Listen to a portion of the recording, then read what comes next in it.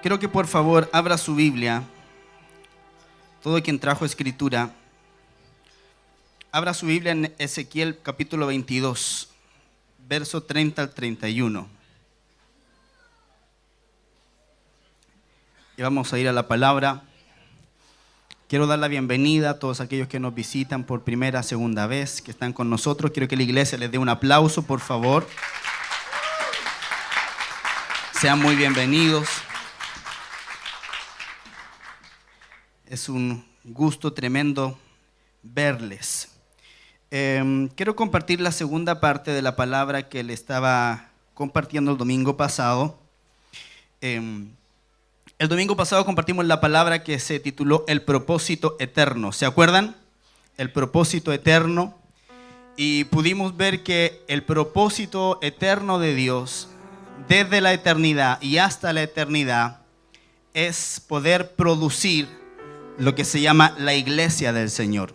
¿Cuántos me dicen amén a eso? Amén. Entonces escuche, vamos a recordar algunos puntos que vimos el domingo pasado. El universo, incluido este planeta, fue creado con un propósito: dar una habitación adecuada a la raza humana. Entonces el universo y este planeta fueron creados con un solo propósito: el dar un lugar adecuado para que la raza de los hombres pudiera vivir. Ese es el propósito del universo y de este planeta. Ahora escuche, la raza humana fue creada a la imagen de Dios con un propósito: proporcionar compañía eterna al Hijo de Dios. Amén. La raza humana, recuerde que en el principio, cuando Dios creó todas las cosas, dijo Dios: hagamos al hombre a nuestra imagen, conforme a nuestra semejanza, y señoree. Y dice la escritura que Dios hablaba con Adán, en el huerto a la luz del día, al aire del día. Entonces Dios creó a la raza humana para tener compañerismo con Él. Ahora, todos sabemos a través de la escritura de que el hombre cayó. La humanidad cayó de su estado de inocencia a través del pecado, cayó en un estado de esclavitud. Y entonces Dios tenía que proveer una salida para que el hombre pudiera volver a tener comunión con Él. La palabra del Señor en Romanos dice: por cuanto todos pecaron, están destituidos de la gloria de Dios. Y esa palabra destituidos es la palabra griega justereo, que significa habiendo sido el primero, llegó a ser el último.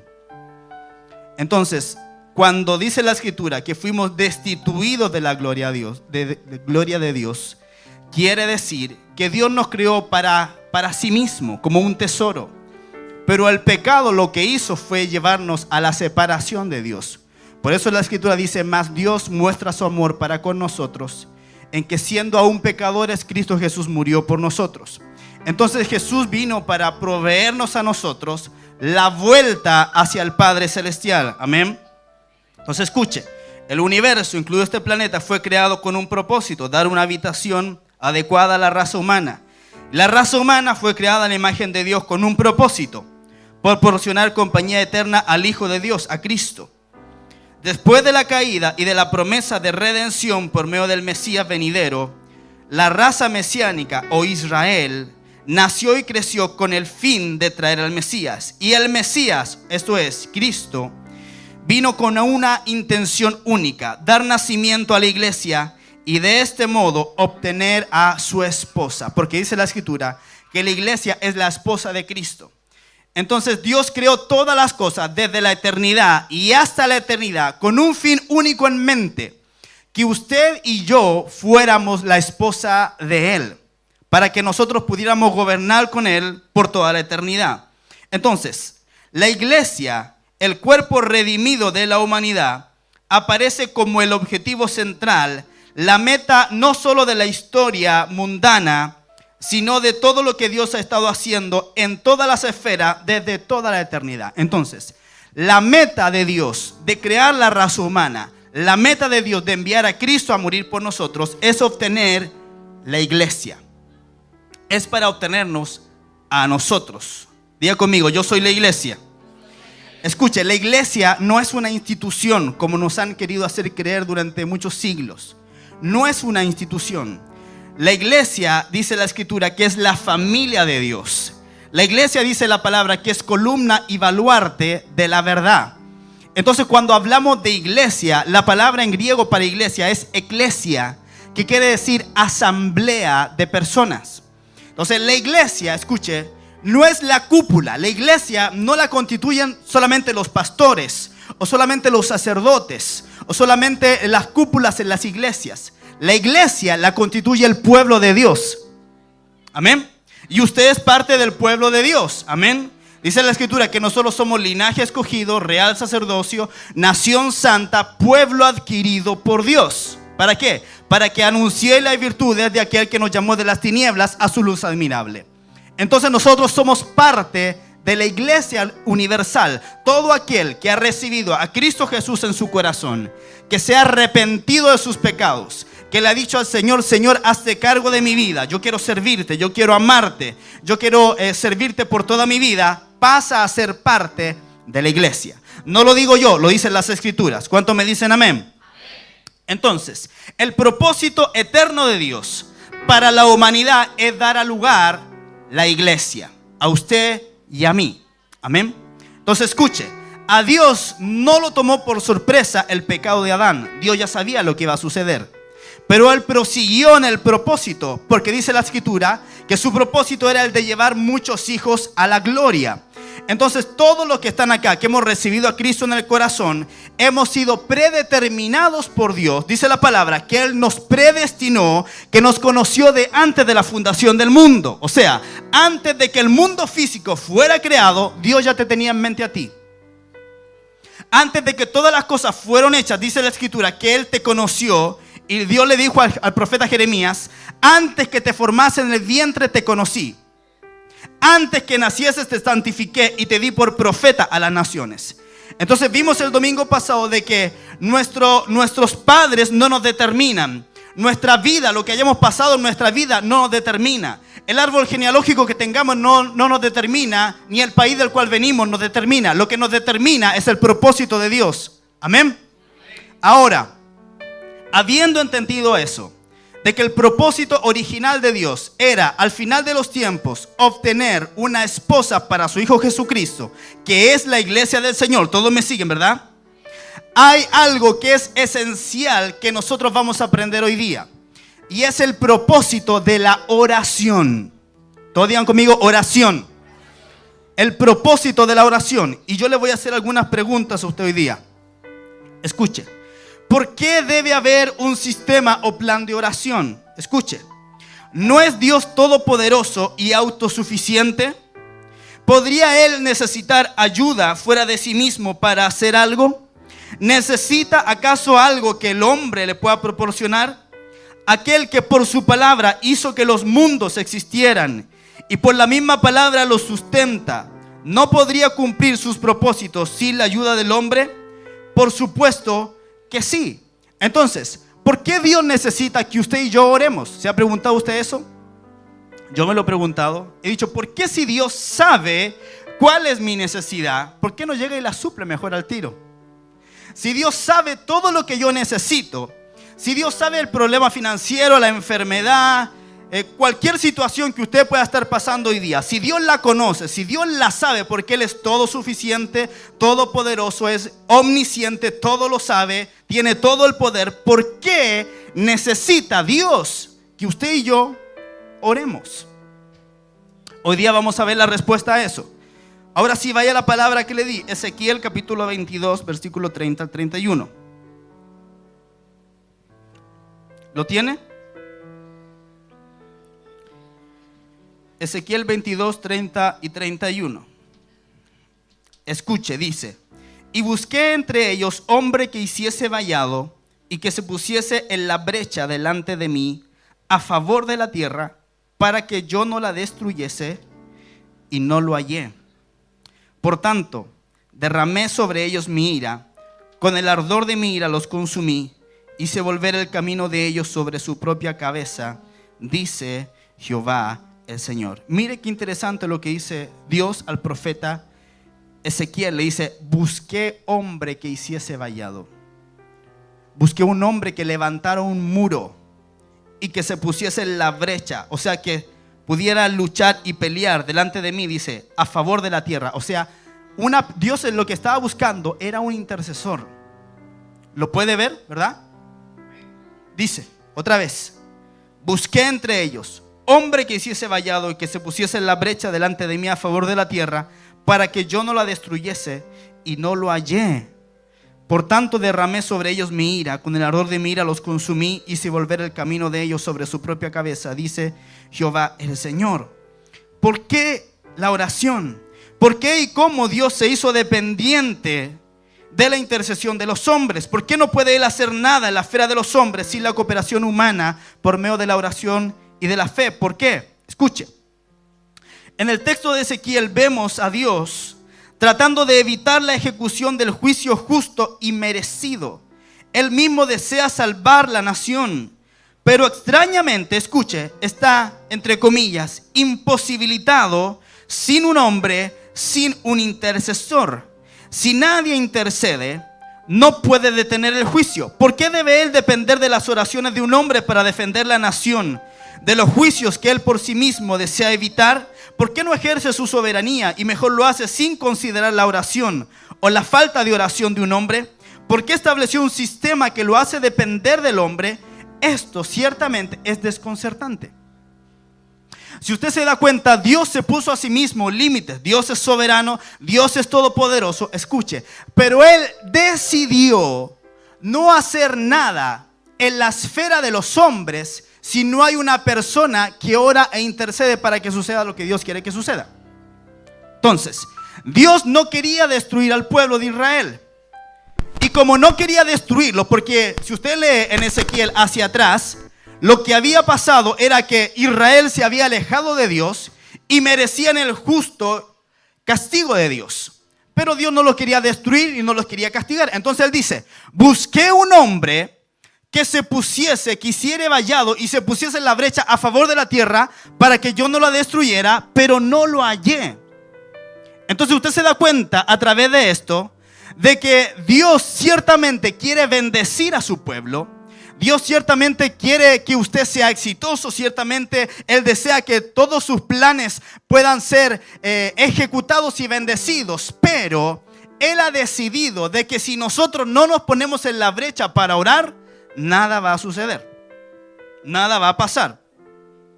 Mire lo que dice 1 Timoteo 2:8. Dice, quiero pues que los hombres oren en todo lugar, levantando manos santas, sin ira ni contienda. Mire lo que dice el Señor. Quiero que los hombres, y también las mujeres obviamente, oren en todo lugar. Ese es el deseo de Dios, que nosotros oremos. Hoy día vamos a ver por qué. Mateo 7 del 7 al 11 dice, pedid y se os, léalo, pedid y se os dará, buscad y hallaréis, llamad y se os abrirá.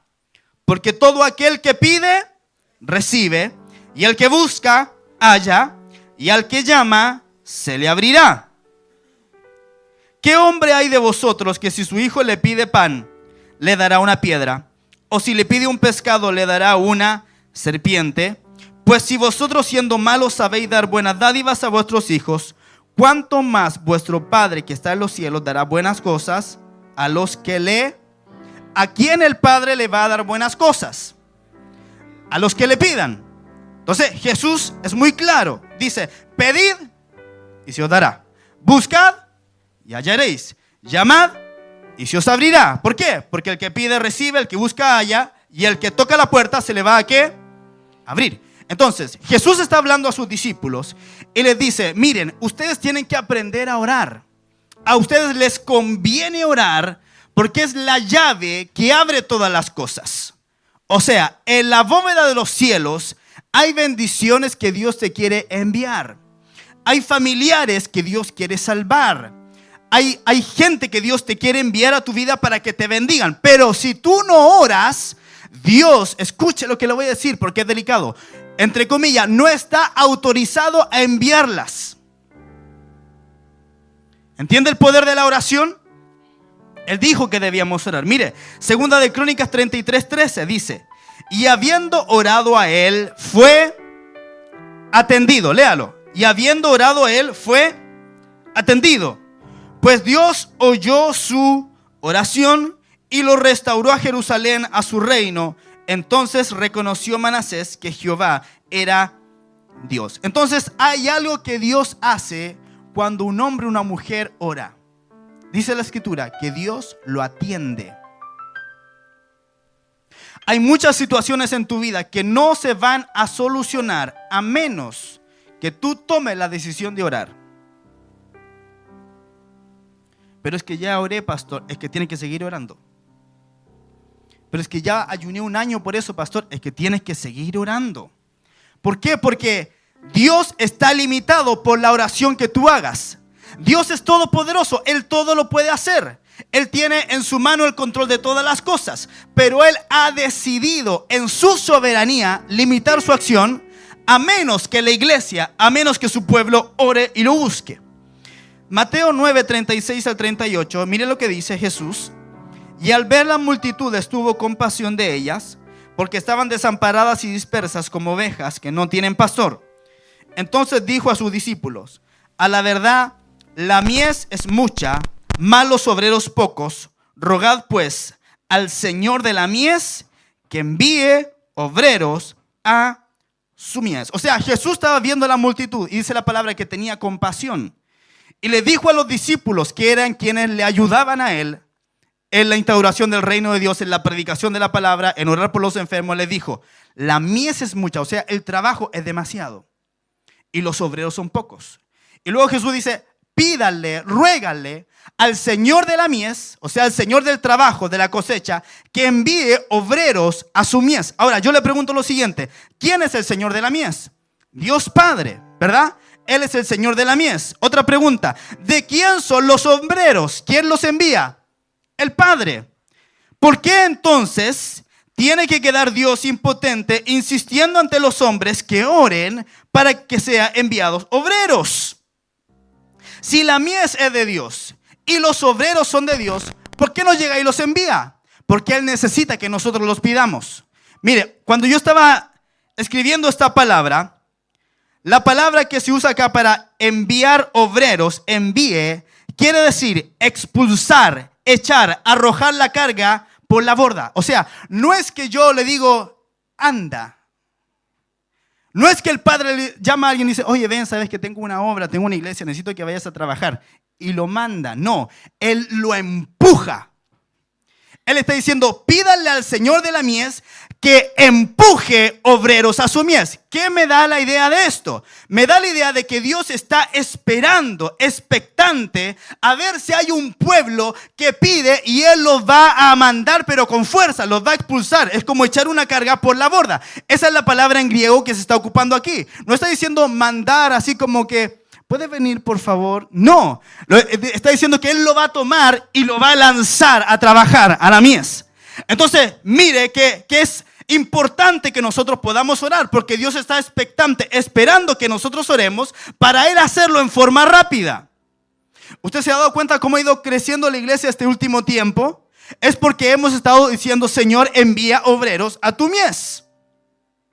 Y Dios se apresura a ejecutar esa palabra. Entonces vamos a ver la respuesta a estas preguntas de por qué nosotros debemos orar. Y lo primero es que Dios promete responder la oración.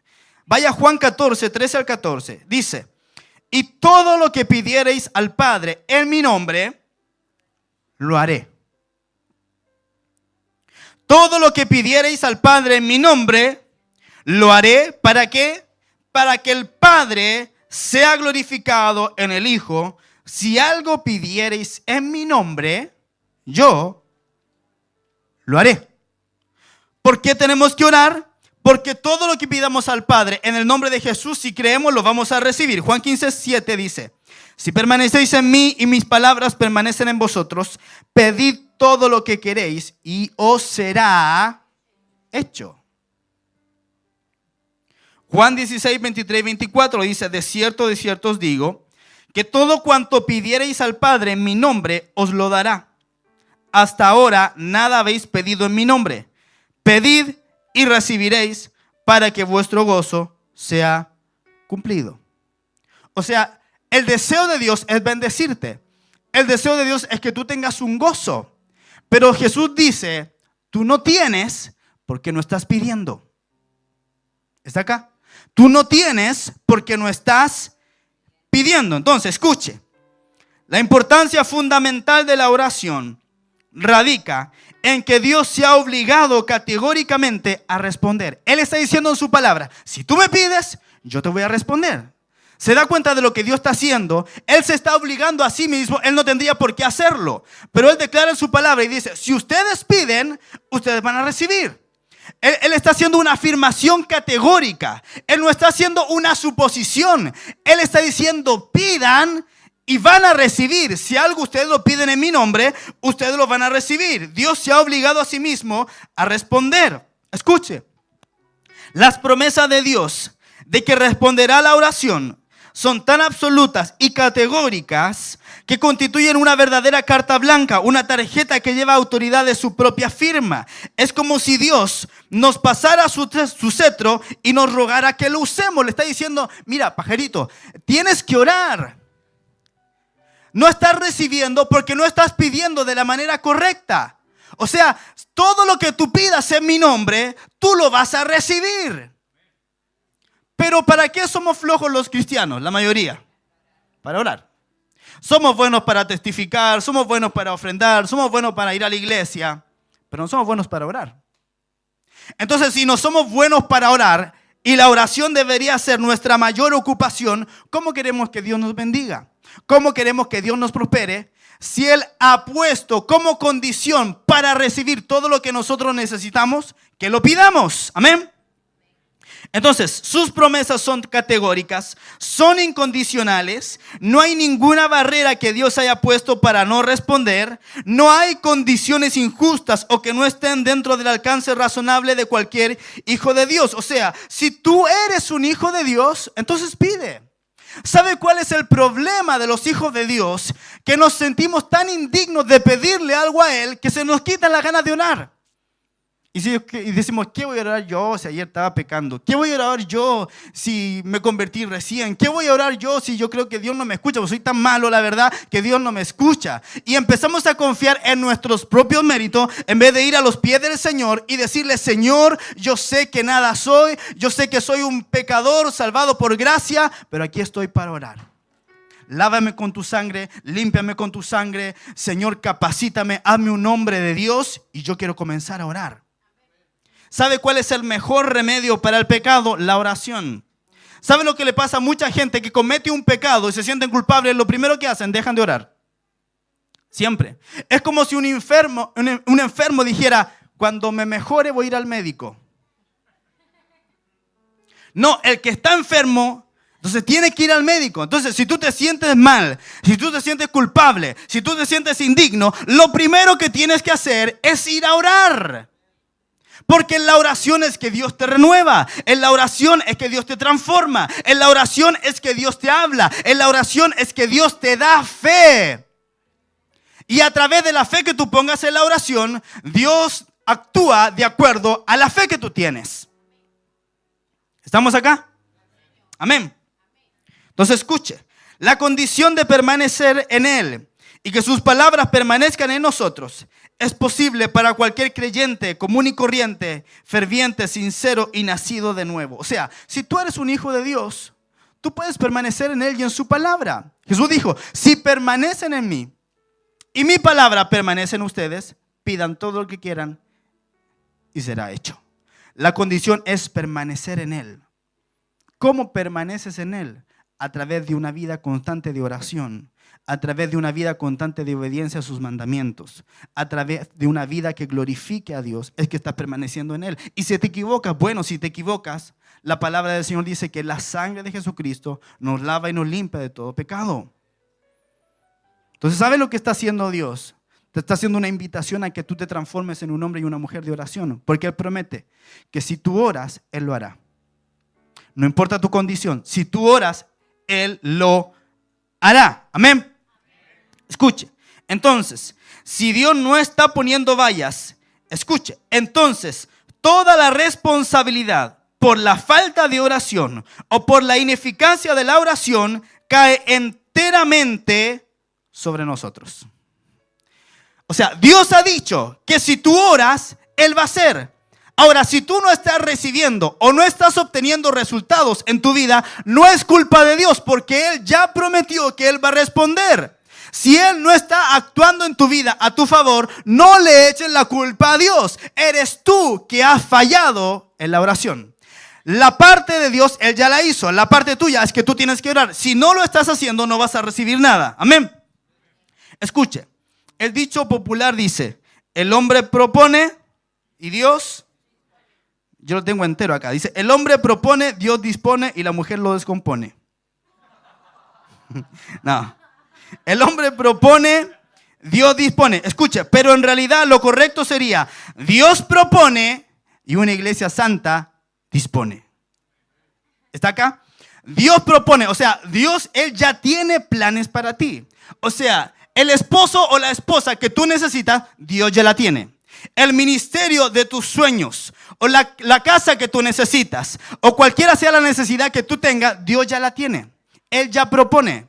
Y tú dispones. ¿Cómo es que tú dispones? A través de una vida de oración. Muy bien. Entonces, escuche. Por medio de la oración, Dios está invitando al hombre redimido a una plena asociación con Él. Escuche. Pero no en la formulación de las decisiones divinas, sino en la implementación de aquellas decisiones en los asuntos de la humanidad. Escuche. Dios es todopoderoso. Dios es soberano. Él ya ha decidido por ti.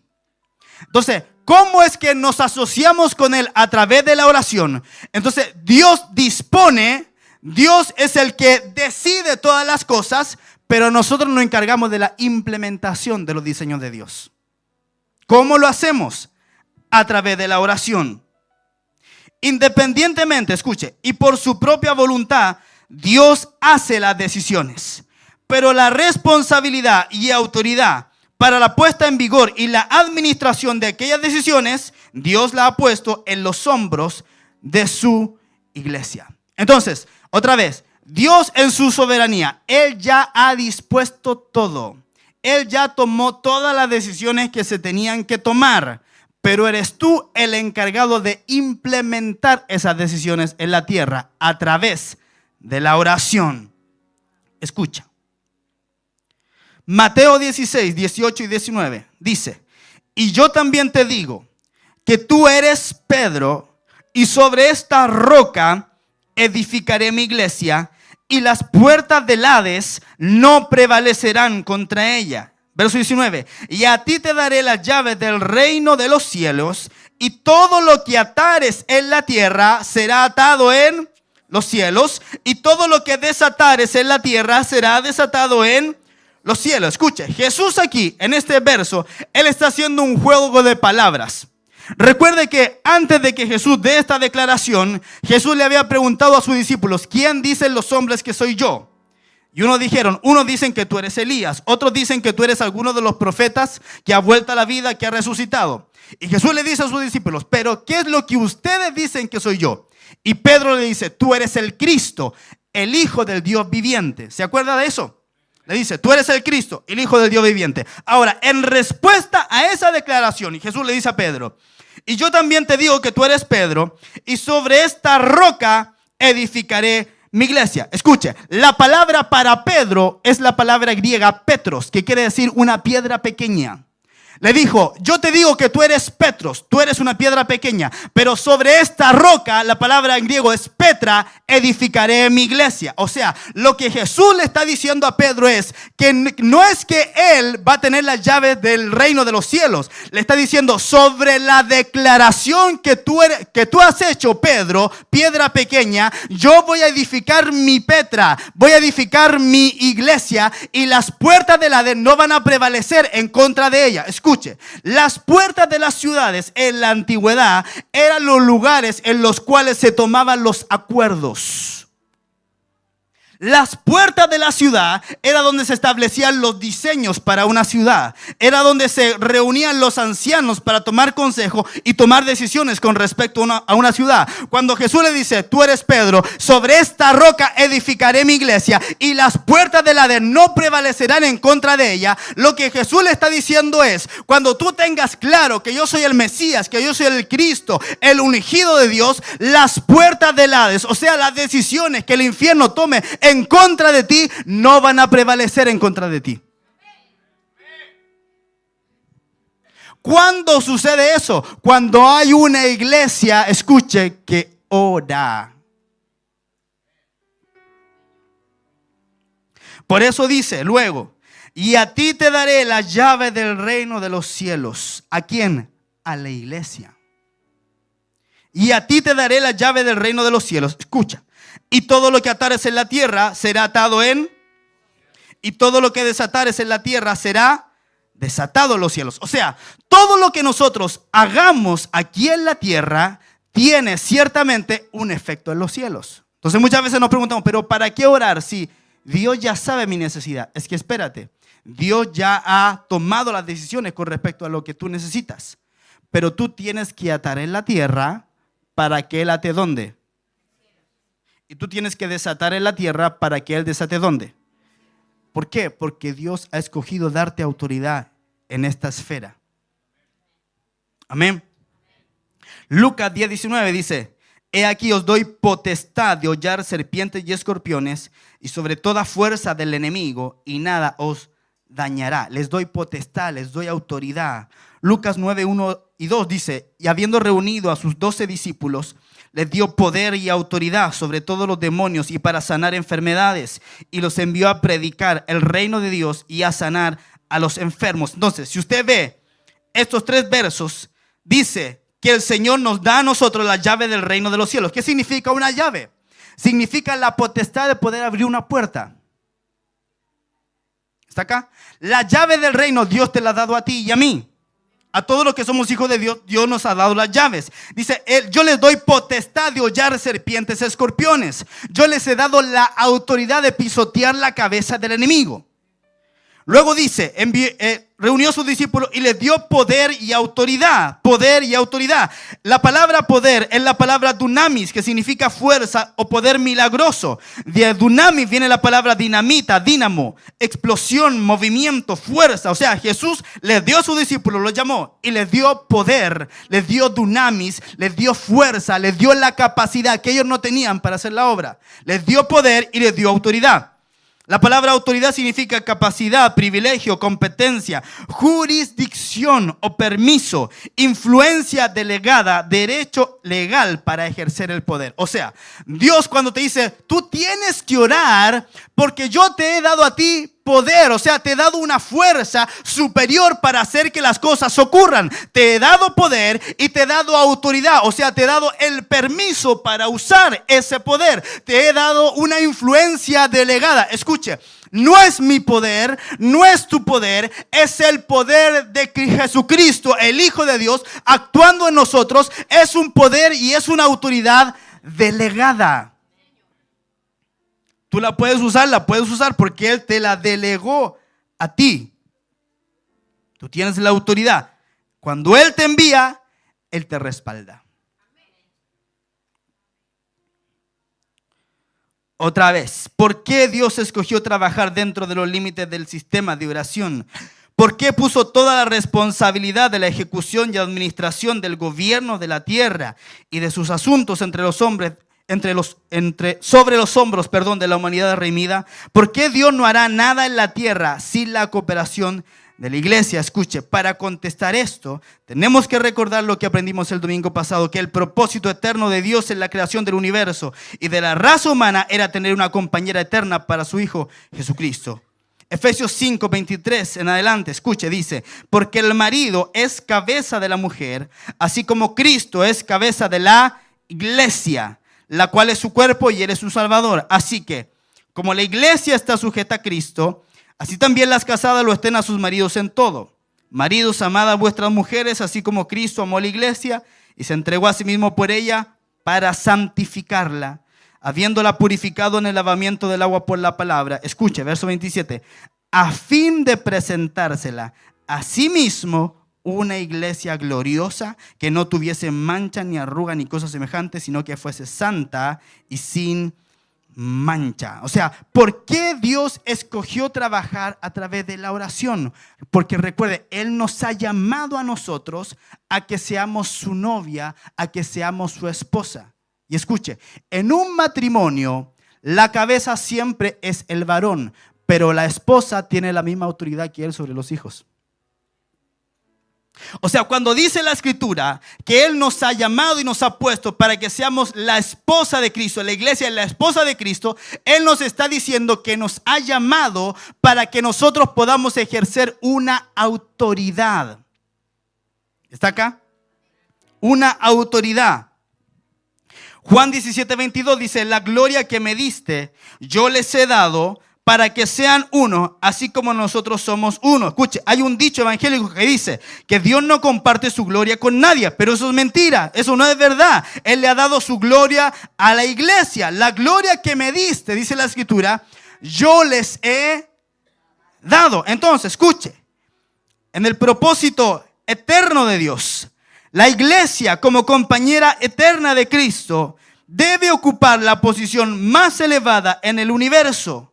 Poco menos que Dios mismo, como esposa del Hijo eterno, ella debe participar con Él en la soberanía universal. Entonces, si tú te das cuenta, el llamado que Dios nos está haciendo es demasiado grande. ¿Lo puede ver? ¿Lo puede ver? Entonces, Dios nos ha llamado a compartir su misma autoridad. Dios nos ha llamado a que nosotros podamos gobernar. No lo veo muy convencido, lo voy a convencer con palabras. Escuche, 1 Corintios dice: ¿acaso no saben que los creyentes juzgarán al mundo? Y si ustedes han de juzgar al mundo, ¿cómo no van a ser capaces de juzgar casos insignificantes? Escuche, ¿no saben que aún a los ángeles los juzgaremos? ¿Cuánto más los asuntos de esta vida? Mire, dice que los creyentes en el futuro juzgarán al mundo. Usted y yo, los creyentes en el futuro, juzgaremos a los ángeles. Apocalipsis 2:26 dice: al que venciere y guardare mis obras hasta el fin, yo le daré autoridad sobre las naciones. Se da cuenta que como el llamado que Dios nos hace es un llamado para que salgamos de lo común y corriente, nos transformemos en la iglesia de Él. ¿Para qué? Para darnos una autoridad que ni usted ni yo sabíamos que teníamos. Apocalipsis 3:21 dice: al que venciere, le daré que se siente conmigo en mi trono, así como yo he vencido y me he sentado con mi Padre en su trono. Escuche, entonces, el llamado que nosotros tenemos como hijos de Dios es estar en el trono de Dios. Pero dice, hay una condición, dice: al que venciere, le daré que se siente conmigo en mi trono. Entonces, tenemos un llamamiento de autoridad, tenemos un llamamiento, todos los que estamos aquí, pero lo vamos a alcanzar, escuche, los que hayamos vencido. ¿Está acá? Apocalipsis 5:9-10 dice: y cantaban un nuevo cántico diciendo: digno eres de tomar el libro y de abrir sus sellos, porque tú fuiste inmolado y con tu sangre nos has redimido para Dios de todo linaje y lengua y pueblo y nación, y nos has hecho para nuestro Dios reyes y sacerdotes, y reinaremos. ¿Dónde? Sobre la tierra. O sea, el llamado que tú tienes es un llamado que otras personas no lo tienen. Solamente los hijos de Dios vamos a llegar a ser la esposa, como dice Apocalipsis, la esposa del Cordero, y vamos a tener autoridad sobre las naciones. Ahora, escuche, ¿qué tiene que ver esto con la oración? Escuche, los miembros redimidos de la raza humana, la única raza en toda la creación que fue hecha a la imagen de Dios, constituirán su compañía eterna. ¿Estamos claros hasta ahí, verdad? Dice: puesto que esta compañera debe compartir el trono del universo con su amado y Señor, escuche, debe ser enseñada, preparada y educada para su papel en la realeza. ¿Cómo? Escucha, la oración es la preparación en el terreno para su función de soberanía. Esto es, la oración es el terreno, o la oración es la práctica que tú haces de la autoridad que Dios ya te ha entregado a ti. Ningún amén. Cuando Dios te delega autoridad para orar, te está diciendo, practica la ejecución de mi voluntad. Escucha, la oración, escucha, esto es importante, la oración no mueve la mano de Dios. Escucha, la oración es el método de Dios para involucrarte a ti en lo que Él ya está haciendo. Se lo voy a repetir, la oración no mueve la mano de Dios.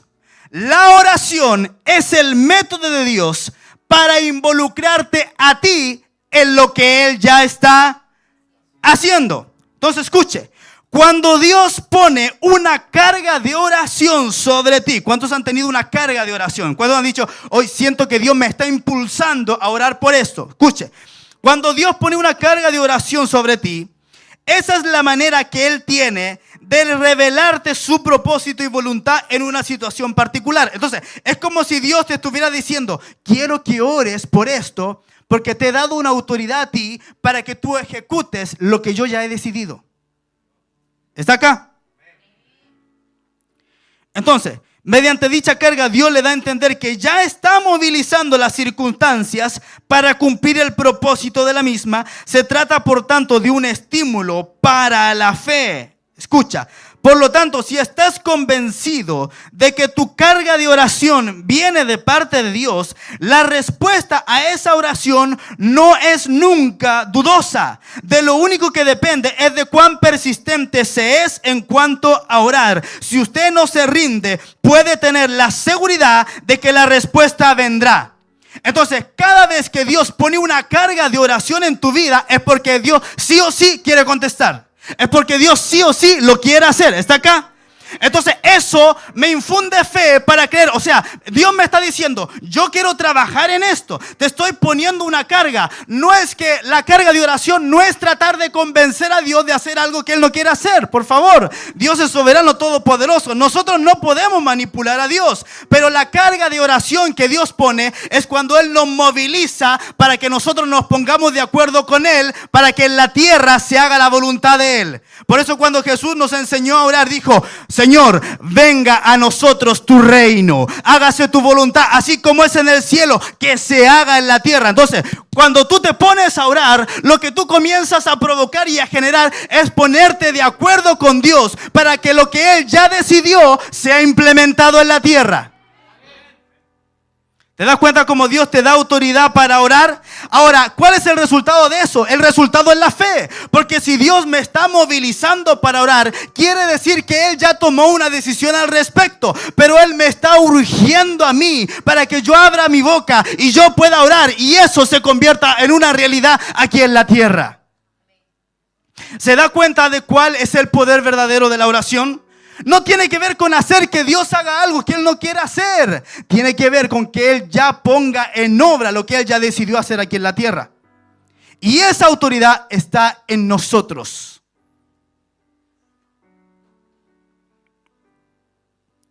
El propósito de la oración, escucha, es proveerle al creyente la oportunidad de ejercitarse en cuanto a vencer la oposición de las tinieblas y enseñarle a gobernar como preparación para el trono. O sea, Dios ya lo sabe todo. Él ya sabe todo lo que va a pasar y ocurrir. ¿Para qué necesita que tú ores? Para prepararte a ti.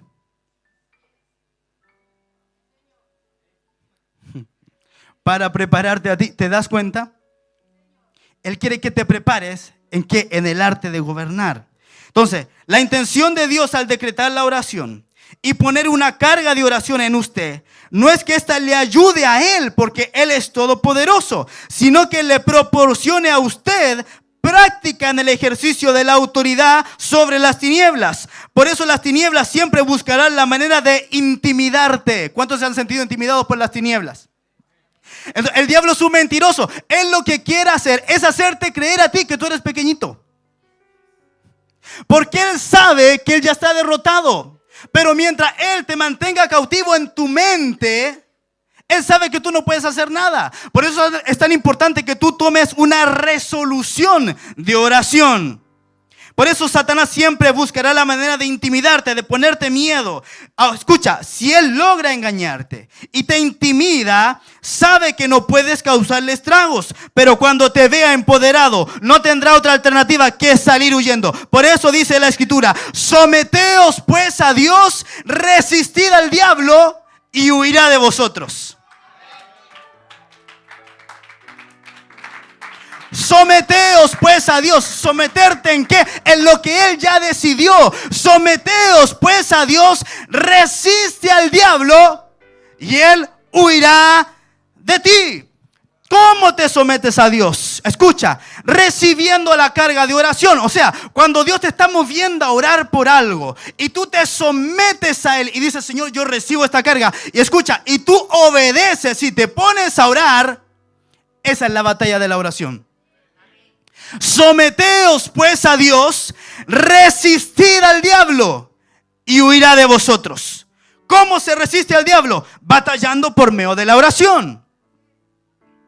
Ahora escucha, una vez que usted ha aprendido una nueva lección y orado hasta el fin, llegando a otro nivel de madurez espiritual, el poder del Espíritu Santo es liberado, los ángeles son liberados para atar al diablo, para inmovilizar las tinieblas, y entonces la oración es contestada. O sea, no depende de Dios, depende de ti. Toda acción, estrategia y trampa de Satanás está bajo el control de Dios. Satanás no podrá mover una pestaña sin el permiso de Dios. Y escucha, la razón por la que se le permite seguir con su resistencia y oposición, escucha, no es porque Dios no pueda controlarle. Dios lo consiente solo en la medida en que cumple su propósito para nuestro crecimiento, desarrollo y madurez espiritual. Escucha. Cuando entendemos que las tinieblas solo pueden atacarnos con el permiso de Dios y que la intención de Dios al dejar que lo haga es enseñarnos a ejercer la autoridad, entonces comprenderemos que no hay necesidad de que seamos derrotados. Ahora te pregunto, ¿por qué le tiene miedo a las tinieblas todavía? Si Él ya te dio la autoridad que tenías que recibir. Sabemos que la victoria es nuestra, sin importar cuán largo y desesperado sea el conflicto. Podemos estar seguros de que tan pronto como hayamos aprendido la nueva lección en cuanto a vencer, Dios se ocupará de las tinieblas. Tú preocúpate de aprender la lección que Dios te quiere enseñar y Dios se ocupará del diablo. Él ya lo venció en la cruz, pero ahora lo tienes que poner tú bajo tus pies.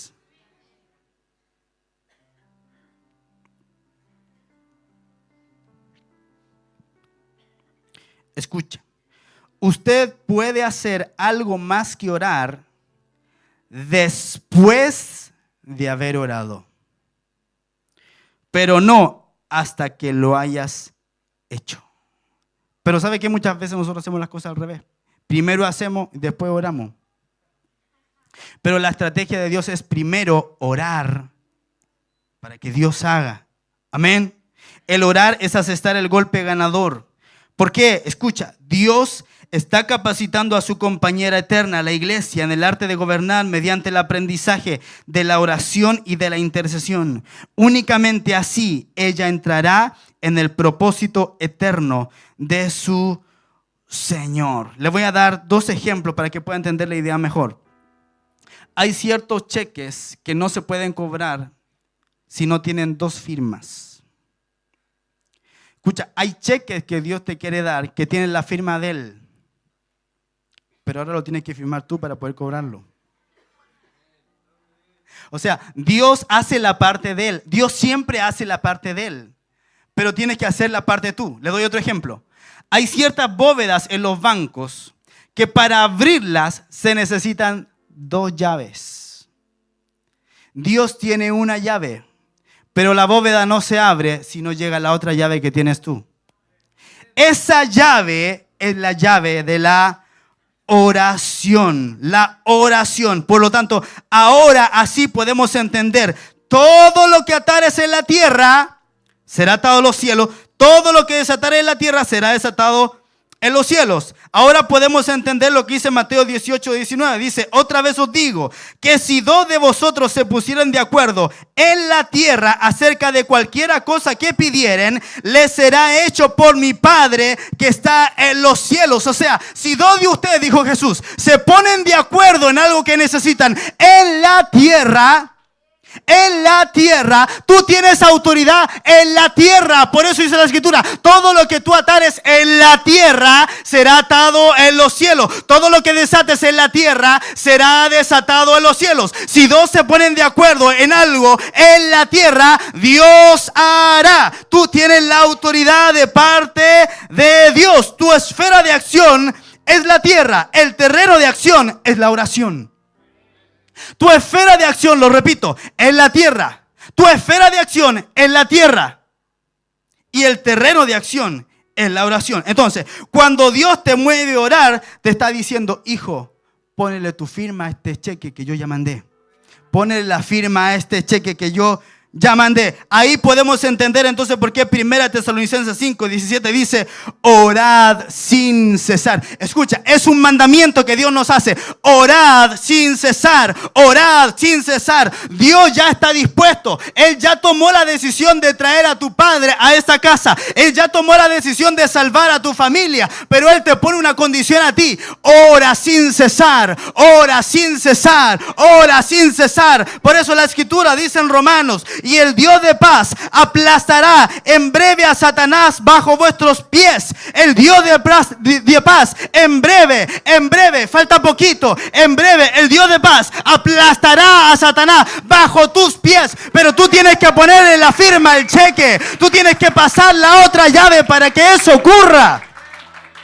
Cuando tú te transformes en un hombre y una mujer de oración. Y escucha, el diablo le tiene terror a eso.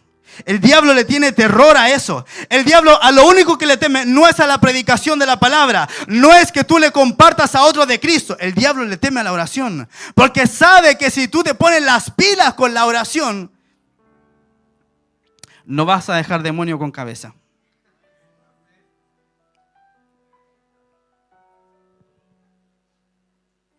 T.L. Osborne, un evangelista extraordinario, dijo lo siguiente: yo solía tenerle miedo a los demonios hasta que me di cuenta que ellos eran los que tenían miedo de mí. Tú te posicionas en la autoridad que tú tienes a través de la fe. Cuando tú empiezas a creerle a Dios de la autoridad que Él te ha dado, es ahí recién cuando las tinieblas se ponen a temblar. Por eso en esta mañana el mensaje es: ponte las pilas con la oración. Ponte las pilas con la oración. Porque Él ha prometido de que si tú oras, Él va a desatar lo que Él ya ha decidido de los cielos. ¿Cuántos me dicen amén? Póngase de pie, por favor. Vamos a orar para que esta palabra sea desatada en nuestro interior, en nuestro espíritu.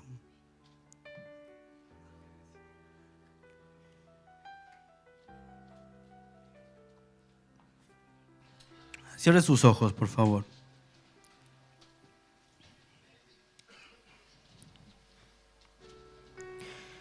Él ya ha ganado la victoria para ti.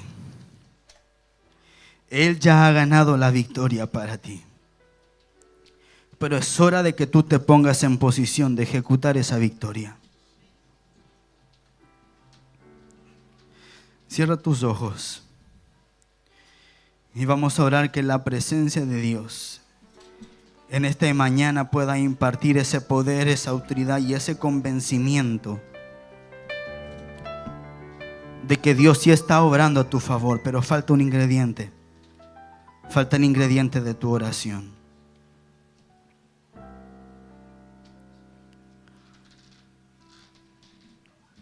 hay muchos que sienten que le han fallado a Dios en esta esfera, en la esfera de la oración. Ese es el momento en que tú puedas decirle: Señor, perdóname, porque he fallado en la oración. Señor, perdóname, porque he fallado en Él, en la única tarea que me habías encomendado a hacer, porque tú ya tomaste la decisión en los cielos. Fallé yo. Padre, y en esta mañana yo ruego que la sangre de Jesús nos lave y nos limpie del pecado de no orar. No orar es un pecado. No orar es un pecado. Porque Jesús nos mandó: velad y orad. Y si nosotros no oramos, estamos desobedeciendo, y la desobediencia es un pecado. Padre, yo ruego que en esta mañana tú nos perdones del pecado de no orar. Ahí donde tú estás, comienza a decirle: Señor, perdóname por este pecado. Perdóname por no orar. Perdóname por no buscar tu rostro. Perdóname, Señor, por tener un evangelio intelectual. Perdóname, Señor, por creer con la mente, pero no con el corazón.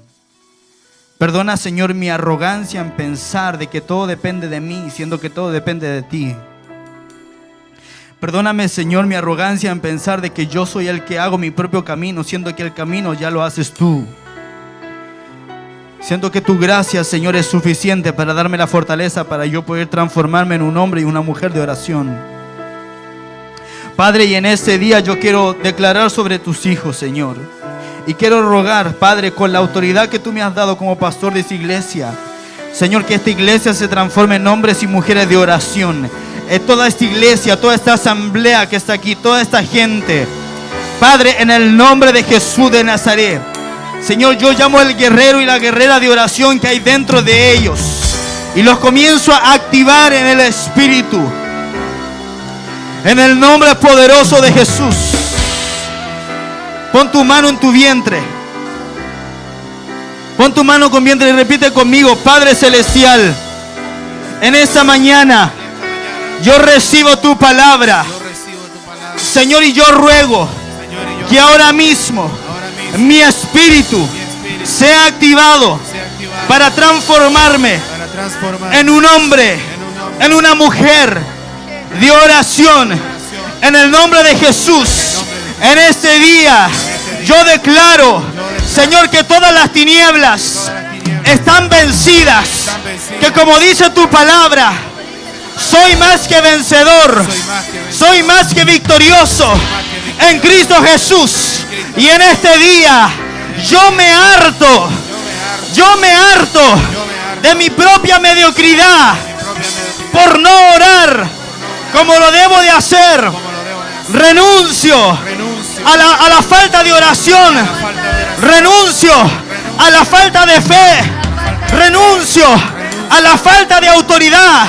Renuncio a la falta de convicción en la oración. Y yo declaro que me transformo en el nombre de Jesús en un guerrero de Dios.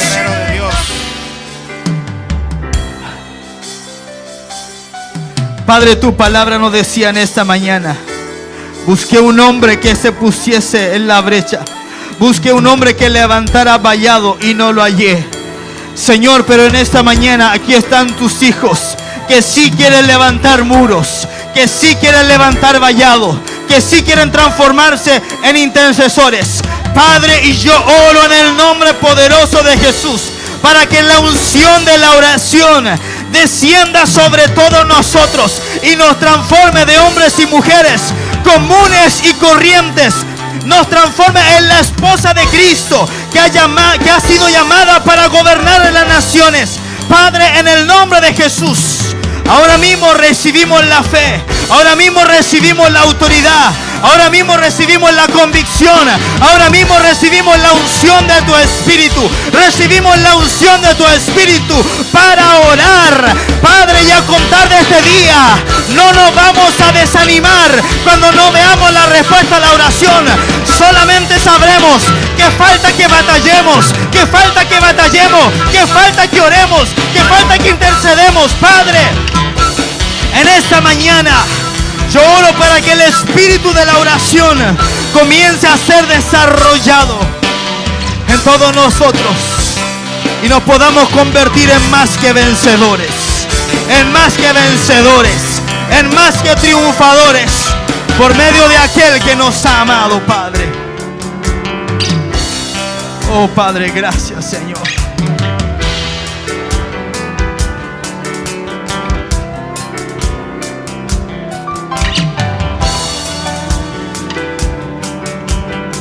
Ahí donde usted está, levante su mano y recíbalo.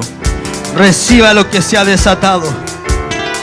Reciba lo que se ha desatado sobre su vida. Dígale: Señor, quiero ser un hombre y una mujer de oración. Quiero ser un hombre y una mujer de oración. Lo recibo. Dígale: Señor, yo recibo lo que tú has derramado sobre nosotros en este día. Dígale: Señor, yo lo recibo, yo lo recibo. Yo recibo el espíritu de la oración. Recibo el desafío de la oración. Transfórmame, transfórmame en un guerrero. Vamos, dígale: transfórmame en un guerrero. Dígale, dígale: transfórmame en un guerrero. No quiero ser un minusválido de la oración. No quiero ser un hombre o una mujer que no sabe orar. Quiero transformarme en un guerrero victorioso. Vamos, dígale, dígale, dígale, dígale. A orar se aprende orando. A orar se aprende orando. Oh Padre, sea derramado el espíritu de la oración y tu presencia en esta casa sobre tus hijos. Oh, sea derramado, sea derramado. Sea derramado el espíritu de la oración. Había gente que estaba cansada de orar. Hoy recibe nueva fuerza del Espíritu de Dios para orar, para ponerse en la brecha, para levantarse de madrugada a interceder por la familia, por los hijos, por la iglesia. Oh Padre, lo recibimos. Lo recibimos, Señor. En el nombre de Jesús. En el nombre de Jesús. ¿Por qué no le da un aplauso al Señor por lo que Él ha derramado en nosotros en este día? Yo creo que usted lo puede hacer mejor que eso.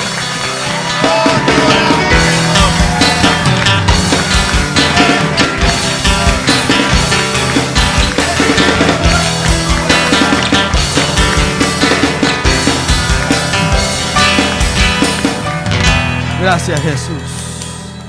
Te adoramos, Señor.